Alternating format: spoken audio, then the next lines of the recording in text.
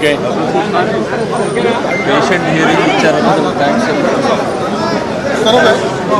అందరికీ నమస్కారాలు. ఈరోజు నేను అదేవిధంగా జనసేన అధినేత పవన్ కళ్యాణ్ గారు కలిసి ఎలక్షన్ కమిషన్ కలిసాం. అన్ని విషయాలు కూడా చాలా స్పష్టంగా వారికి ఎక్స్ప్లెయిన్ చేశాం. నా సుదీర్ఘ రాజకీయ చరిత్రలో కానీ పవన్ కళ్యాణ్ గారు కూడా రాజకీయాల్లోకి రావడమే కాకుండా రాజకీయాలను వాచ్ చేస్తూ ఉండడం కానీ ఇవన్నీ చూసిన తర్వాత ఎప్పుడూ జరగనటువంటి అరాచకాలు జరుగుతున్నాయి. ప్రజాస్వామ్యాన్ని అపహాస్యం చేసే పరిస్థితికి వస్తున్నారు.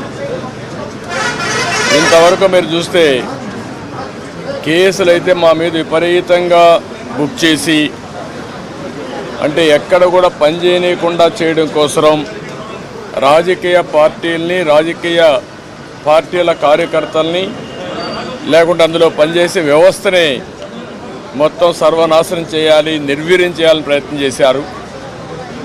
ఇప్పుడు ప్రజల్లో ఉండే తిరుగుబాటు చూసిన తర్వాత హోల్సేల్గా ఓటర్స్ అందరినీ మార్చేయడం, దొంగ ఓట్లు వేసుకోవడం ఇలాంటివి చేస్తే తప్ప సాధ్యం కాదనే కన్క్లూజన్కి వచ్చారు. ఈరోజు ఒక ఎగ్జాంపుల్ ఇచ్చాం.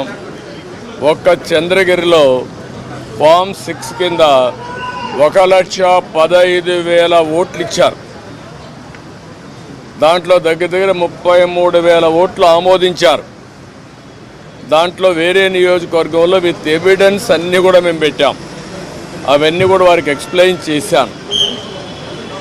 అదే మరిగా స్టేట్ ఎలక్షన్ కమిషనర్ ఆ రోజు పడిన అవస్థ కానీ కడాన ఆయన డ్యూటీ కండక్ట్ చేయడానికి ఆయన విధి నిర్వహించడానికి సెంట్రల్ హోమ్ మినిస్టర్ని అడిగాడు ప్రొటెక్షన్ కోసం.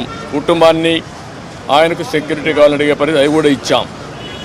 ఫైనల్గా మేము రిక్వెస్ట్ చేసింది వారిని ఒకటే చెప్పాం. ఏదైతే ఎలక్షన్ డ్యూటీ కేసే ఆఫీసర్ని సెలక్షన్ ప్రాసెస్లో కాకుండా ఆల్ ఇండియా లెవెల్లో చేసే బెస్ట్ ప్రాక్టీసెస్లో ఎంపిక చేసుకోవాల్సిన అవసరం ఉంది. ఈరోజు సెలక్షన్ ప్రాసెస్ ఎందుకన్నానంటే ఆల్ ఇండియా లెవెల్లో టీచర్స్ని, గవర్నమెంట్ ఆఫీసర్స్ని, అనుభవం ఉండే వ్యక్తులు పెట్టుకుంటారు.